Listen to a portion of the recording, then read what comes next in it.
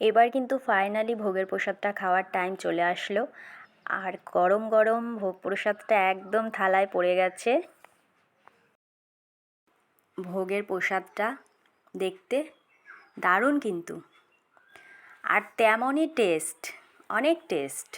তোমরা যদি খাও তাহলে বুঝতে পারবে যে এই টেস্ট কখনোই বাড়িতে রান্না করলে পাওয়া যাবে না।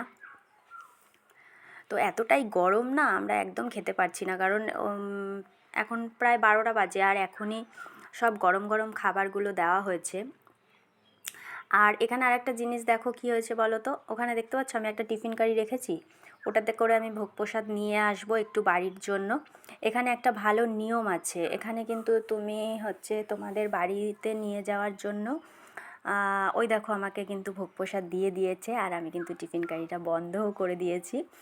তো যাই হোক, যেটা বলছিলাম যে এখানে যদি তোমরা চাও যে বাড়িতে কারোর জন্য একটু ভোগ প্রসাদ নিয়ে যাবে, তো তারা কিন্তু কখনোই না করবে না, ওখানে টিফিন কারিটা খুলে রেখে দেবে, ওরা যখন প্রসাদটা দিতে আসবে তখন ওটার মধ্যে দিয়ে দেবে, কোনো অসুবিধা নেই।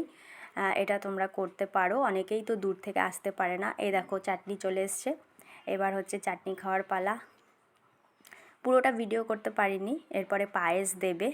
তো চলো, টাটা।